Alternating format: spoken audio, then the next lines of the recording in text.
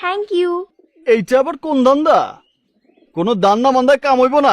যাও আবার রাস্তা মাপো, যাও। না না, তোমাকে কিছু দিতে হবে না। তাইলে আমার জন্য কি একটা রোগ হয়েছে, ডাক্তার বলেছে আমি নাকি বাঁচবো না, কিন্তু যতদিন বাঁচবো প্রতিদিন আমাকে 1 ব্যাগ করে রক্ত দিতে বলেছে।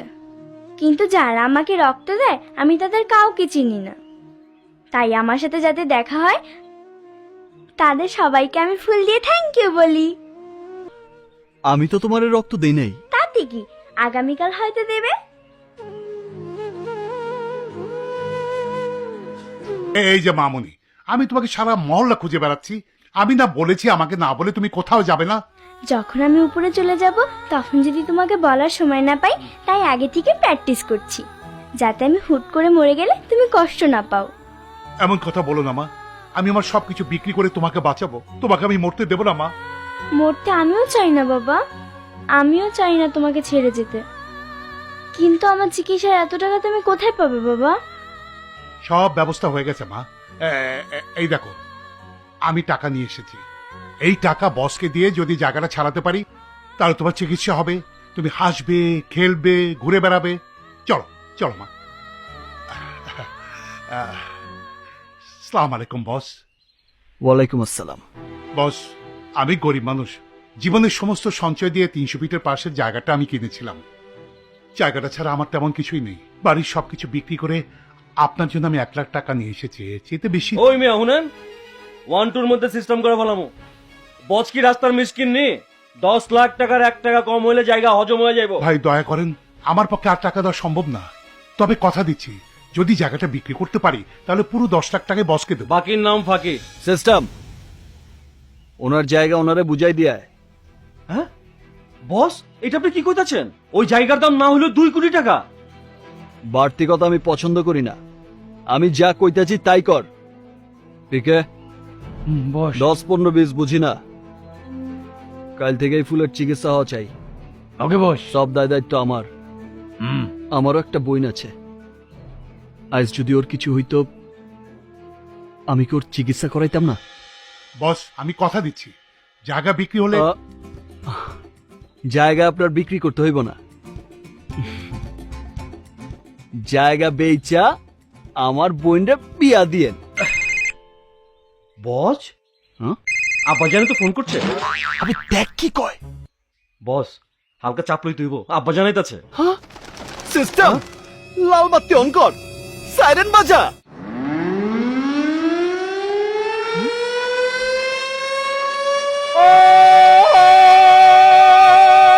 কে কোথায় আছো?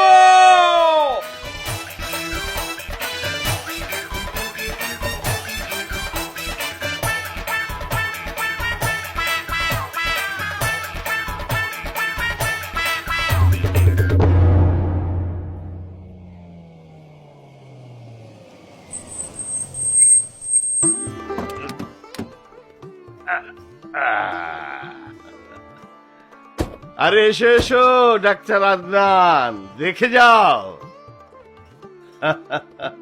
এইটা হলো আমার ছেলের অফিস। বাবা, এ তো ইলাহি কারবার। আরে হবে না, আমার ছেলে ভূমি মন্ত্রণালয়ে বিশাল চাকরি করে, এসিল্যান্ড। এসিলেন? হ্যাঁ। তাহলে তো উপরি কামাই ভালোই পায়। আরে এসব তুমি কি বলছো আদনান? ঠিকই বলছি, তহসিল অফিস মানেই তো ঘুষের আখড়া। না না না না না, আমার ছেলেকে তুমি চেনো না। How dare you to offer me a bribe? আমাকে ঘুষ দেওয়ার সাহস তুই কোথায় পেলি? তুই জানিস আমার শরীরের প্রতিটি রক্তের কণায় কণায় মিশে আছে আমার বাবার আদর্শ, শিক্ষা আর আমার মায়ের পরিশ্রম। আমার বাবা আমাকে সুশিক্ষিত করে এই সরকারি চেয়ারে বসার যোগ্য করেছে, আর তুই তার মেহনতকে কুলসিত করতে চাস, বদনাম করতে চাস আমার মায়ের প্রচেষ্টা। সেন্ট্রি, অ্যারেস্ট করো এই দালালটাকে, ওকে থানায় দিয়ে এসো। একজন সরকারি অফিসারকে ঘুষ দেবার অপরাধে ওর নামে মামলা করে এসো। এবার মতো কোনো কথা নয়, আই হেট ক্রিমিনাল। যাও। হ্যাঁ, আমাকে ঘুষ দেয়।